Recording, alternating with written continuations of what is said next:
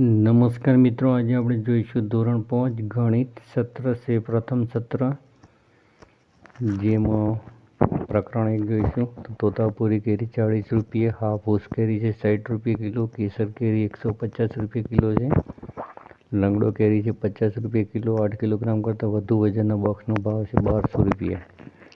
જે જયદીપસિંહ ખરીદે છે કેસર કેરી. તો મહાવરામાં પહેલો દાખલો છે કે જયદીપસિંહ પોતાની કેસર કેરી કેટલા રૂપિયા કિલોગ્રામના ભાવે વેચે.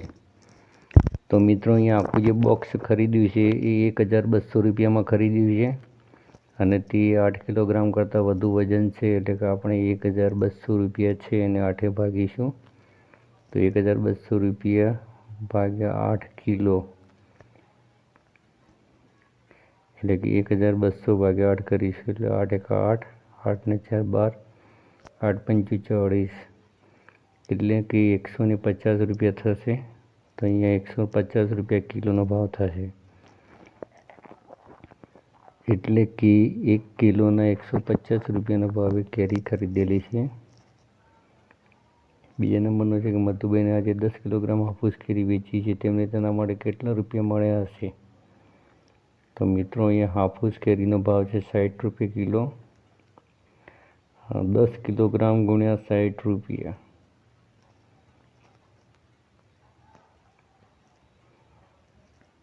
એટલે 6 એકા 6 અને 2 મીંડા મૂકી દઈશું, એટલે 600 રૂપિયા થશે. ગુણાકાર કરીએ તો એ જ આવશે.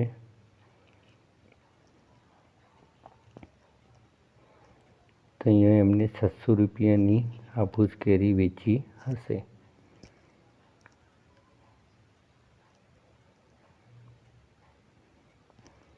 મહિપતભાઈએ 6 કિલોગ્રામ હાફૂસ કેરી વેચી છે. સબજીભાઈ પણ મહિપતભાઈ જેટલા જ રૂપિયા કમાયા છે. સબજીભાઈએ કેટલા કિલોગ્રામ તોતાપુરી કેરી વેચી હશે. તો મિત્રો, અહીંયા 6 કિલોગ્રામ હાફૂસ કેરી છે, એટલે કે 6 કિલોગ્રામ ગુણ્યા 60 રૂપિયા થશે,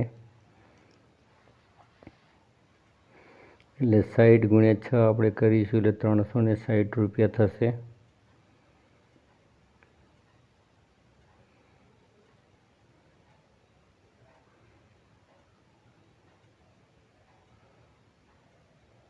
જય છત્રી અને શૂન્ય, એટલે 360 રૂપિયા થશે. હવે સબજીભાઈએ પણ તેટલી જ તોતાપુરી કેરી વેચી છે,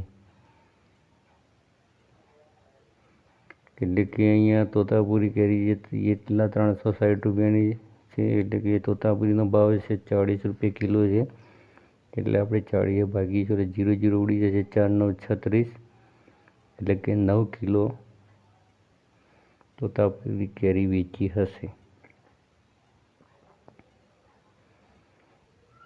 તો અહીંયા જવાબ આવશે 9 કિલો, કેમ કે બંને સરખી રકમની કેરીઓ વેચેલી છે.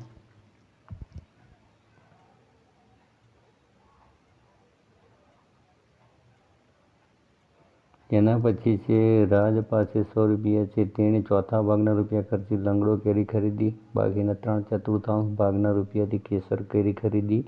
તો તેણે કેટલા કિલોગ્રામ લંગડો કેરી ખરીદી અને તેણે કેટલા કિલોગ્રામ કેસર કેરી ખરીદી. તો અહીંયા 100 રૂપિયાનો ચોથો ભાગ, એટલે કે 4 25 ચોકો થશે, એટલે કે 25 રૂપિયાની લંગડો કેરી ખરીદી હશે. મિત્રો, ભાગાકાર તમારી જાણ ખાતરનો કરેલો છે કે આમ તો 25 ચોકા 100 થાય જ છે, એટલે કે 25 રૂપિયાની લંગડો કેરી ખરીદીએ છીએ. હવે બાકીના 3/4 ભાગના રૂપિયાથી કેસર કેરી ખરીદી, એટલે કે 100માંથી આપણે 25 માઇનસ કરીશું, એટલે કે 75 રૂપિયાની કેસર કેરી ખરીદી હશે.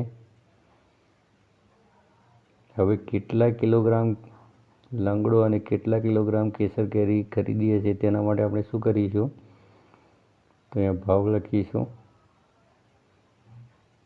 તો લંગડો કેરીનો ભાવ છે 50 રૂપિયા કિલો અને કેસર કેરીનો ભાવ છે 150 રૂપિયા કિલો. તો એ લંગડો કેરી 50 રૂપિયા કિલો અને કેસર કેરી છે 150 રૂપિયા કિલો, એટલે કે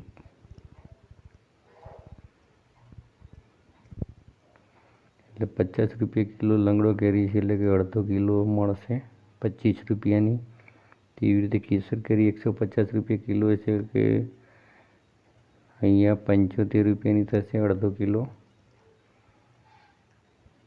એટલે કે લંગડો કેરી અડધો કિલો અને કેસર કેરી અડધો કિલો ખરીદી હશે.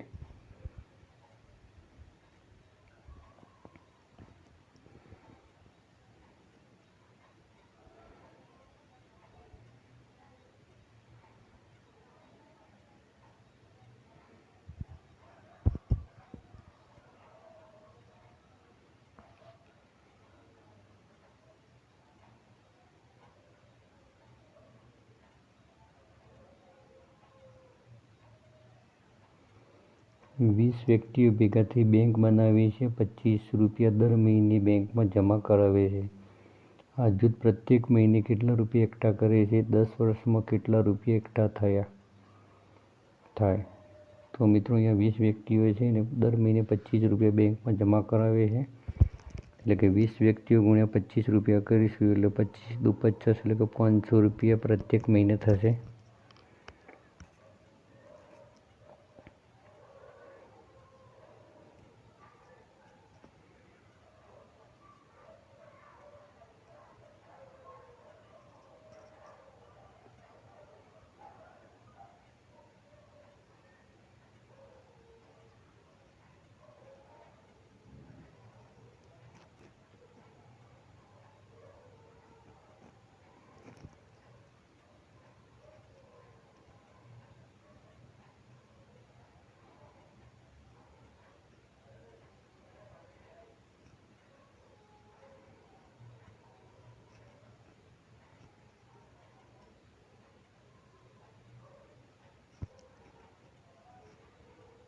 તો આ જૂથ પ્રત્યેક મહિને કેટલા રૂપિયા એકઠા કરે છે? તો અહીંયા 500 રૂપિયા આવશે.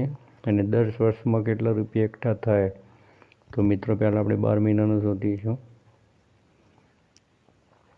એટલે કે 500 ગુણ્યા 12 મહિના બરાબર 6000 રૂપિયા થશે. 12 × 5 = 60, એટલે 500 રૂપિયા દર મહિને બચાવે છે, એટલે કે 12 મહિનાના થશે. 12 × 5 = 60 અને 2 શૂન્ય ઉમેરીશું, એટલે થશે 6000 રૂપિયા એક વર્ષના.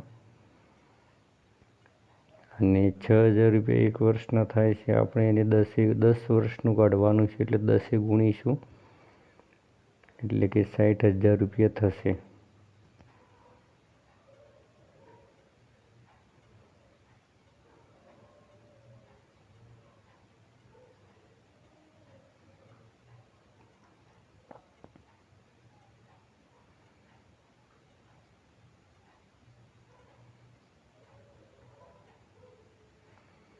₹6000 ગુણ્યા 10 વર્ષ બરાબર 60000 રૂપિયા એકઠા થશે.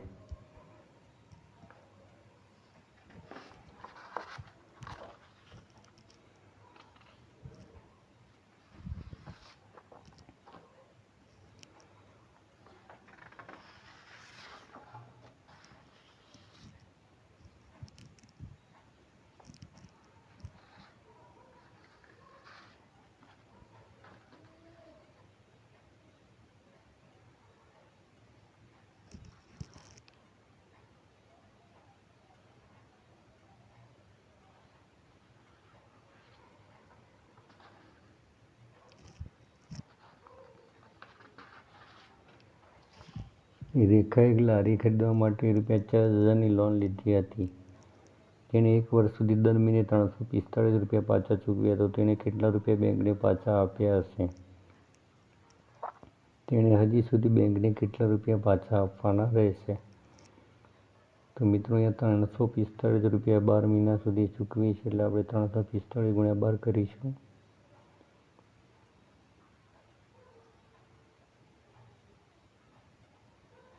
તો અહીંયા ₹4140 થશે. એટલે કે ₹345 મહિને ગુણ્યા 12 મહિના. ₹345 દર મહિને ગુણ્યા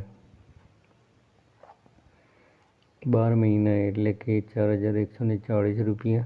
હવે લોનની રકમ હતી 4000, એટલે કે એને 140 રૂપિયા વધુ ચૂકવ્યા છે, જે બેંકનું વ્યાજ હશે.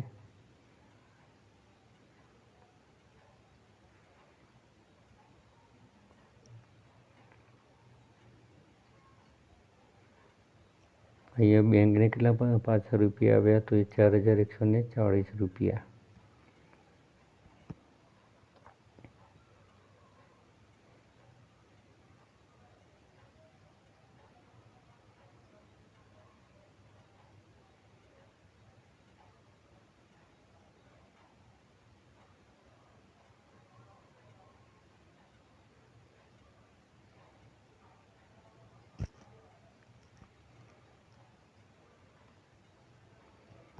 મીરો અને તેના ભાઈએ કલમી આંબાના નવા છોડ ખરીદવા ₹21,000ની લોન લીધી. તેમણે 1 વર્ષમાં કુલ ₹23,520 પાછા ચૂકવ્યા. તેમણે દરેક મહિને કેટલા રૂપિયા ચૂકવ્યા હશે? તો મિત્રો અહીંયા 23,520 ભાગ્યા 12 કરીશું એટલે 12 એકા 12. 23માંથી 12 નીકળીશ એટલે 11 વચ્ચે પહોંચને નીચે ઉતાર્યા. 12 9 108, 15માંથી 8 જશે એટલે 7 વચ્ચે 2 ને નીચે ઉતાર્યા. 12 6 72, 72માંથી 72 જશે એટલે 0 0 અને 0 નીચે ઉતારી 0 ઉપર ચડાવી. એટલે કે દર મહિને 1,960 રૂપિયા ચૂકવ્યા હશે. Thank you so much.